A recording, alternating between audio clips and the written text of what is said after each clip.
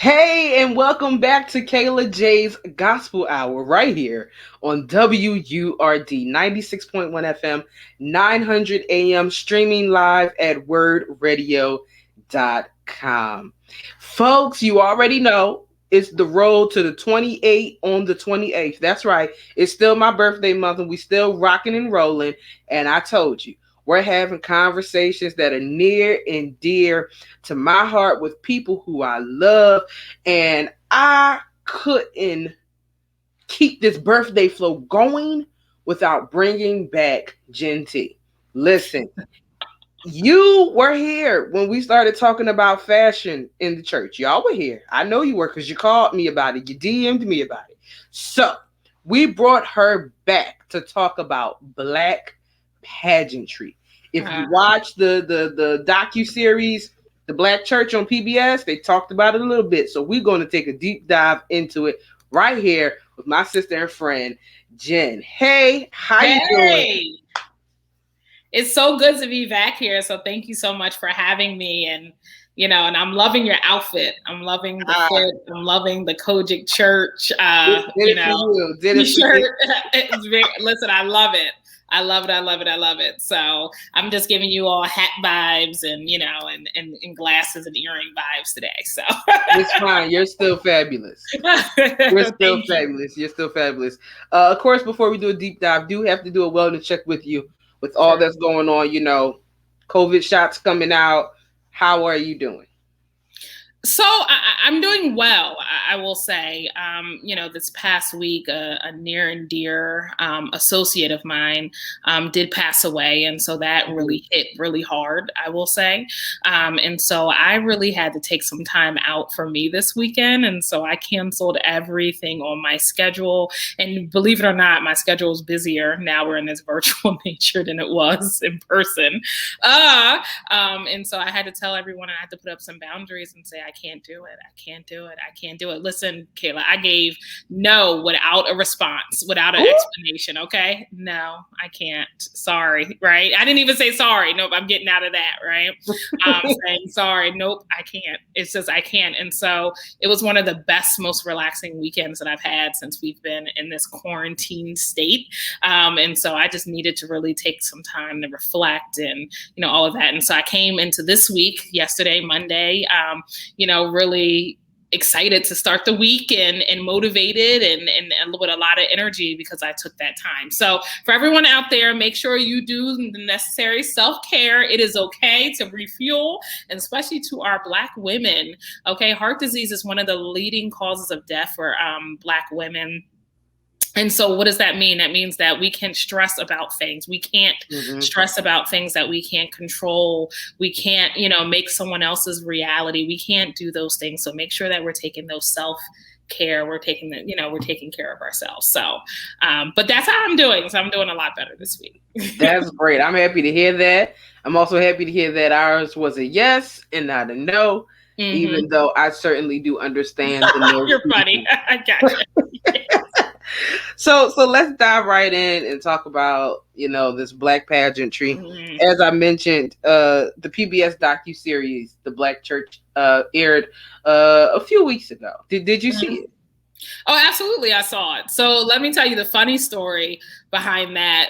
90% of the folks who were the research experts were my former professors. So I probably wrote half of what they said. Don't quote me on that. But we did a lot of research. That was when I was in graduate school. My focus was African-American religious experience. And so when you talk about a Jonathan Walton and Skip Gates, Renita Weems, Judith Weisenfeld, like all of them who are in there, Anthea Butler, right? I've read all their books. I've talked with them sometimes, depending on if we had seen them in person, if they gave a lecture. And so of course I saw it. And I was really pleased with the documentary as a whole. I think, it's hard to capture everything. That's such a rich culture in 4 hours. But I think they did a pretty good job. I really do. That's awesome. That's awesome. So in the film and the last time you were here, we started to talk a bit about Black pageantry. So if you don't mind, can you just explain a little bit about what that is? Right. So, the idea or the culture of Black pageantry, I mean, we have to take it back to looking at the church as the only space in which Black folks truly owned, right? And I would say even, Kayla, to this day, it depends on the community and it depends on, who the person is. The Black church is the only thing in which they own, right? The Black church is the only thing in which they have stock. Let's just be real. As we pay our tithes every week, right? I mean, that is, isn't that not stock, right? An investment into this institution. And so, for a lot of Black folks, this is their investment, right? The Black church. And so I say all that to say the Black church also was the main source of entertainment at one point, right? Mm-hmm. The first stage for many folks, right? And so that's why we see often those who are performing artists and those who, maybe politicians or what have you, they started their speeches, they started their singing career, they started their research career, right, with the Black church because it gave that space to creatives, right?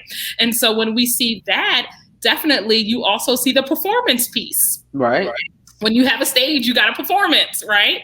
And so you see the performance piece. Now, I want to say this. When we use performance, I think a lot of folks, it has turned into a very pejorative, a negative kind of connotation, and that's simply not true.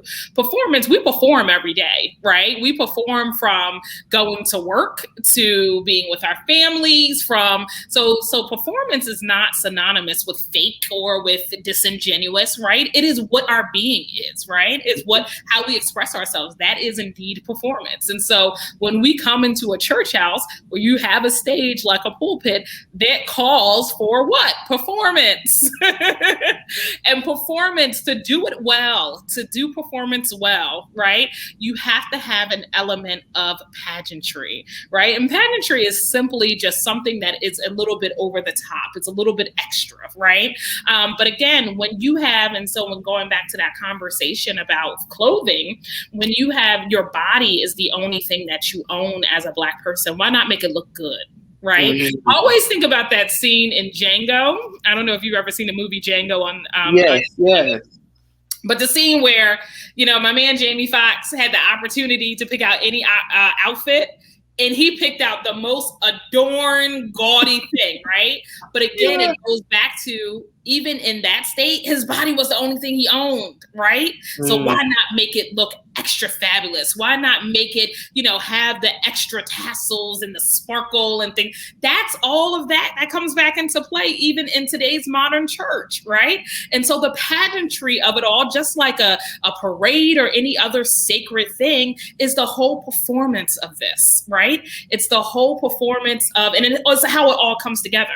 Let us not kind of negate that. Some of this is, it's brilliant how it all comes together with the hats and the shoes and the clothing, and then along with the choir singing, and then along with the hymns and the organ and then the hooping by the preacher, and then all of this is a performance, right? And so because of that, and I will say, because Black folks were for such a long time only limited to the stage of the pulpit, we have done really well with that performance. We have done really well of fine-tuning it. And so now, even if we go into a church today, we see that same tradition oozing, right? I can take a person who was raised in the Black church, okay, from Texas. We might not know each other, but there's still some norms that they know, right? They probably have seen the Martin Luther King Jr. fan. Like all of us are the Martin Luther King Jr. church fan. They probably have seen it, right? They've seen the church hats. They've seen, right, the hooping, the performance of it all, right? The person who may be the shouter, right? You see all that, and all that goes back into the pageantry. I say that definitely the Black church as a whole is the greatest institution that has ever survived. thrived. It has. Through dangers, toils, and snares, Black churches still continue to grow and they continue to thrive. And so because of that, and we have to be honest about it. What makes them thrive? What makes our houses of worship, right, still draw folks in? One is certainly the anointing of God, but then the other part of that match with it is also the pageantry and the performance part as well, right?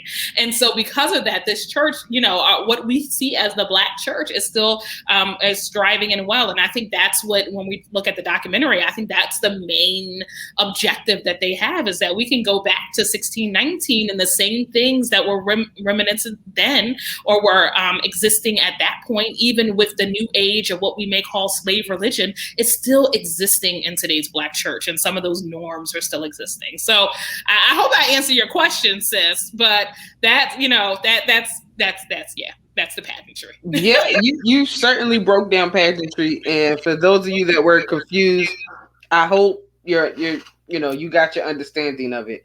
But going back to what it is, the fact that we have our bodies, and that's basically all that we own at the moment. Why do you believe that they took it to such extremes with the fashion?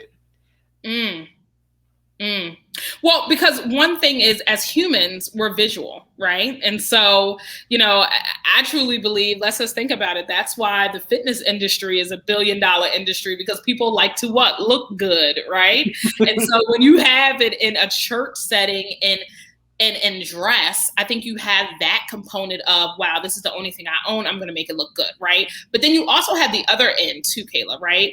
Dressing a certain way in the church also meant a certain amount of protection and a certain amount of respectability. Okay.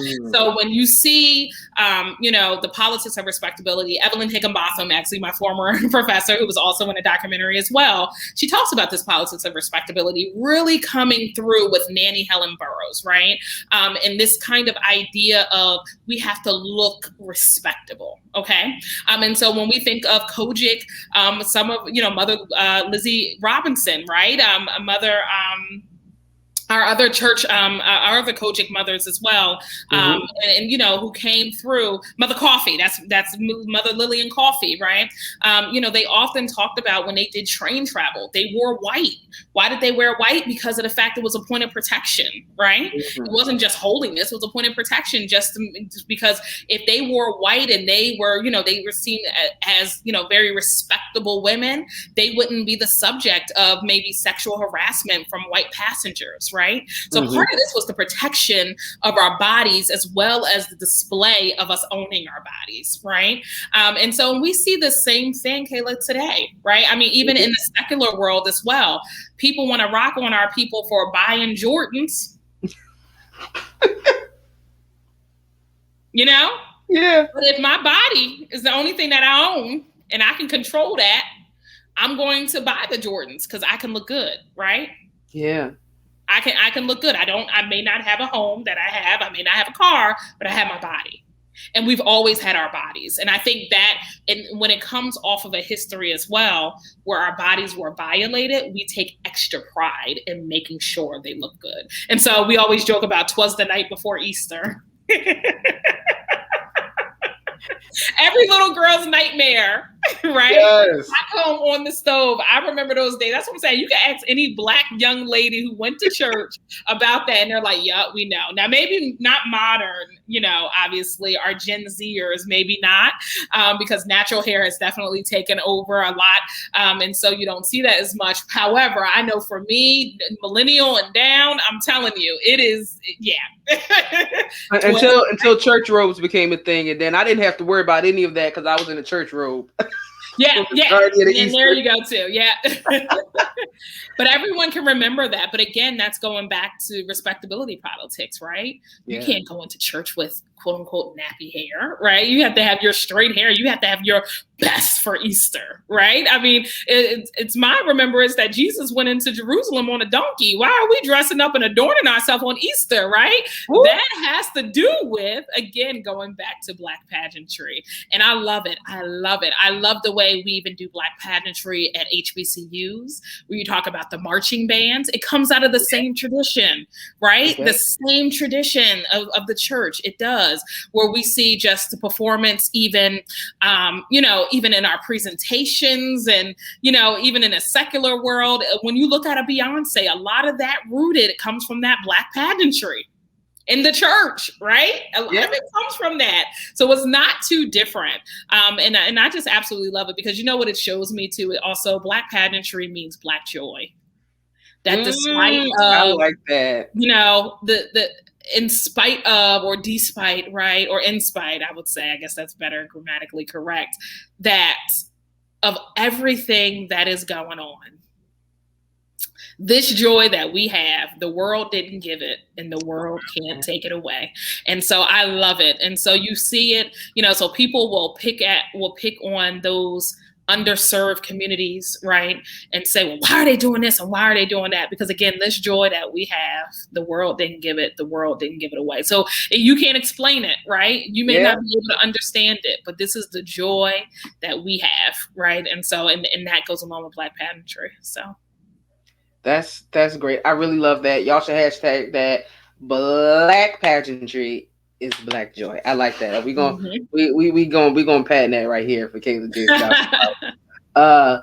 But this pageantry of going all the way out and doing the most, as some young folks would say, do you think that will ever truly die in the world and in church? And this is why I say it. We have the new generation coming up, and they're very laid back.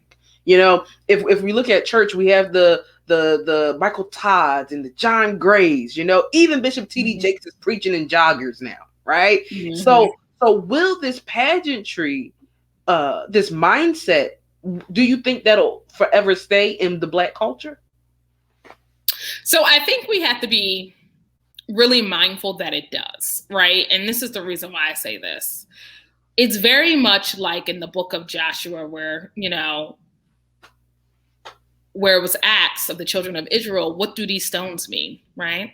And so when your children's children ask about these stones, what are you going to say? What we want you to say is that, the water was rolled back, right? And we crossed over into dry land. And I think that's what we have to remember, even with our culture, right? Some things are certainly old and antiquated and should be thrown out, right? But there are some things in which truly made us the resilient people that we are today. And I'm not saying that one has to wear a hat every day. That's not what I'm saying. What I'm saying is that the celebration of diversity, even within the Black church, needs to still exist, right? So if there is a young person who likes to wear hats, let us embrace them as much as the young person who may want to wear ripped jeans, right? And understand, okay? And then it also depends on where you are, because I go to Abyssinia Baptist Church in Brooklyn or in Harlem.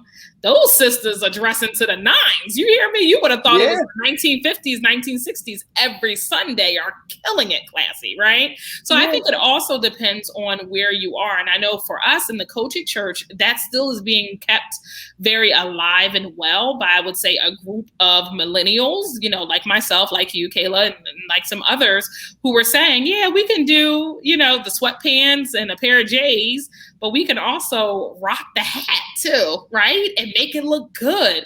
And I know I'm that person. I love me a good pair of sneakers. I love to put on a pair of sweatpants and a pair of heels. And I love to wear a baseball cap. But then when it comes to the church house, it depends, I love to also wear the hat and the dresses. And that's just me, right? So I really think, but I want to say that I hope that's not lost, right? Because I do think that there is a certain amount of classiness that comes with that pageantry, that dress that we have seen even in the past. I do, especially for women and men, right? And I will say, the pageantry of the church and the dress of the church also taught me how to be classy within the work world, right? Mm-hmm. How to dress for the work world. A suit wasn't foreign to me. A pair of heels and stockings, come on now, wasn't foreign to me.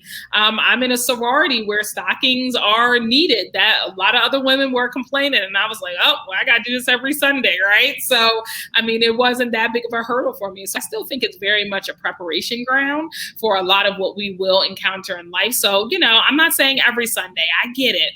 Because I'm sometimes there too, but definitely to keep that tradition going I think it's extremely beneficial for the next generation. Yeah, I agree with you. As much as I am now on the wave with the rest of them, like, yeah, we can dress down, even though for me this is dress down. It's always a running joke of my dress down is everybody's dressed up. I literally own 3 pair of jeans and that's it. I wear dress pants basically every day. But I agree with you with the fact that I hope that this stays around, because like you said, this is the first thing that we own. With millennials and with the next generation, I feel that sense of wealth and equity will continue to grow.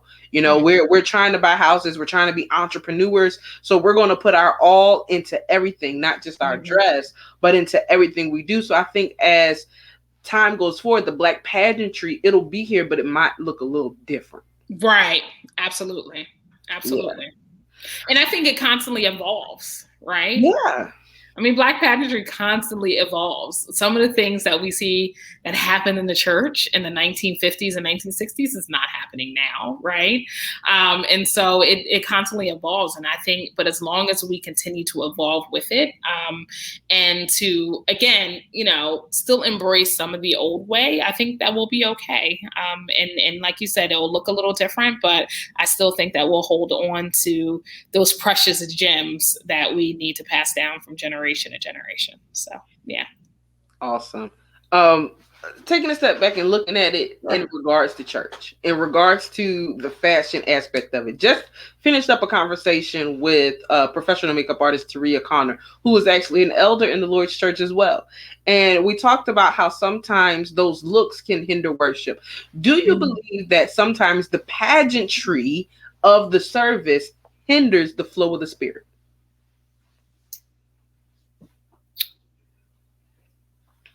So this is the thing.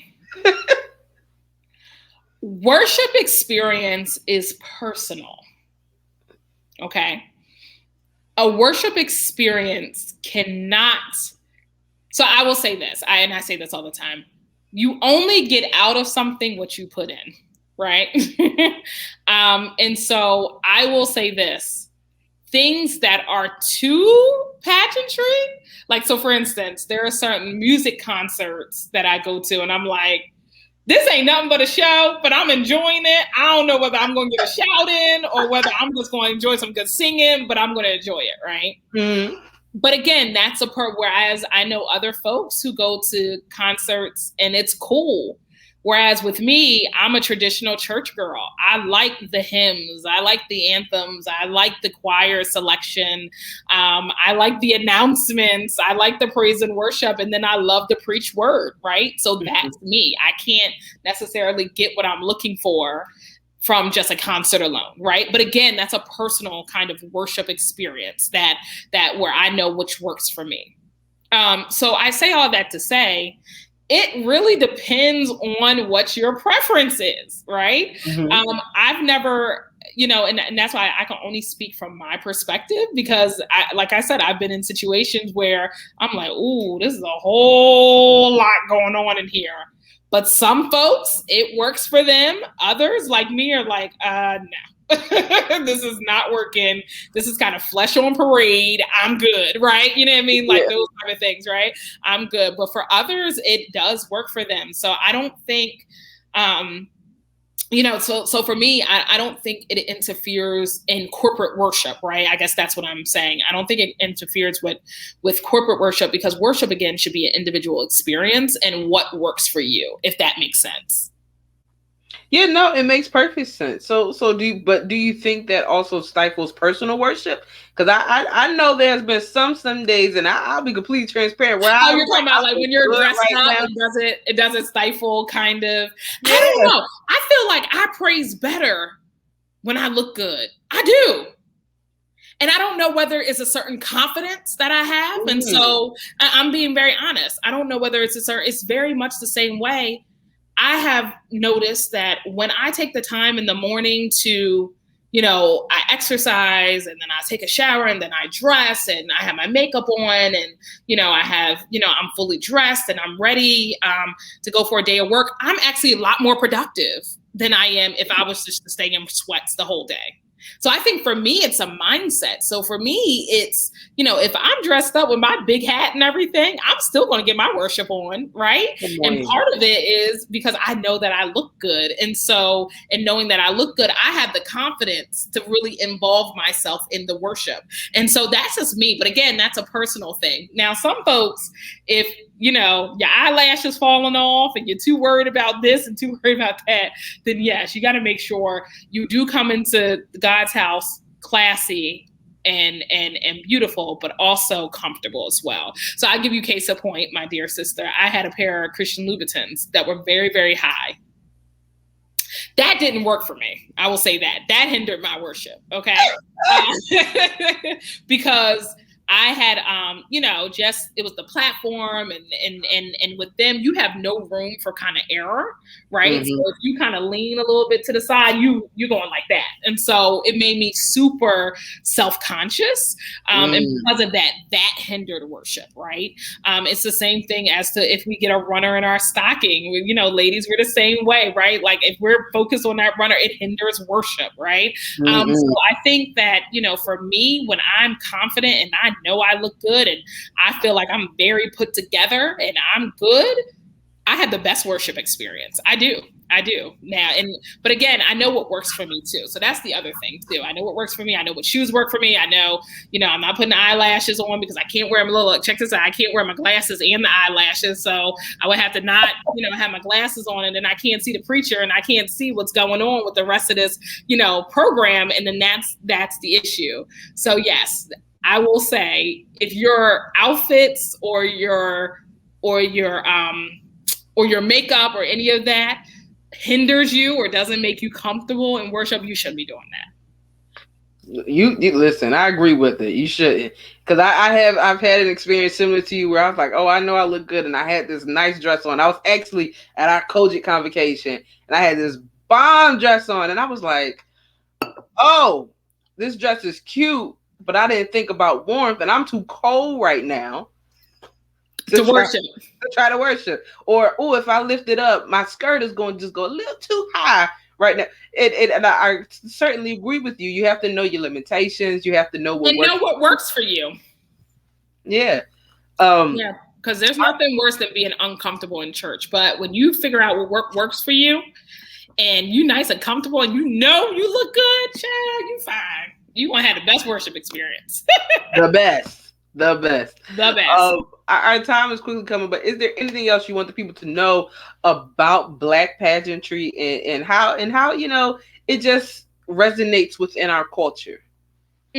So I will say, we see symbols of Black pageantry all around us in every day. Some of the norms that we even have in our household are considered Black pageantry.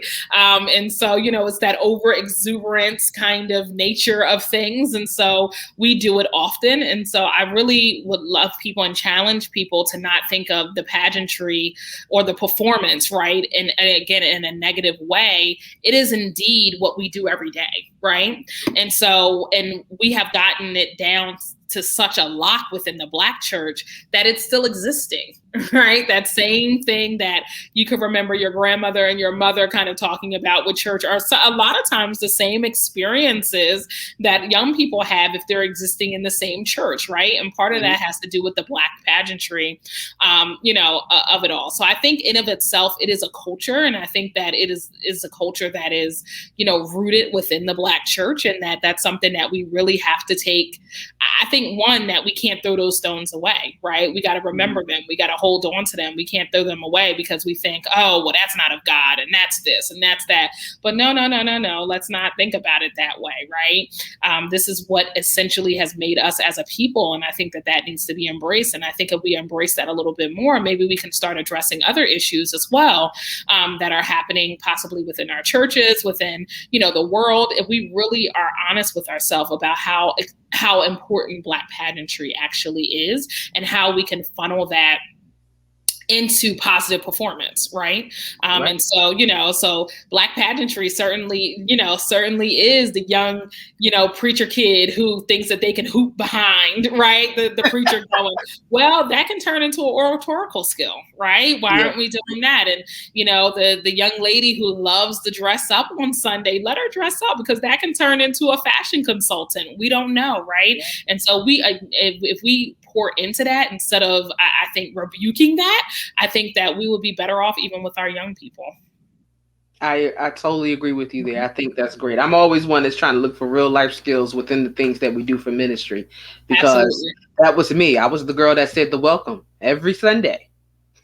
Now I host the radio show. See, listen, that was a training ground. It prepared me. Yeah. Made sure my vocal cords was on point and not messing up people's names. But yeah, listen, that's an important skill, because I will butcher a name. It's bad.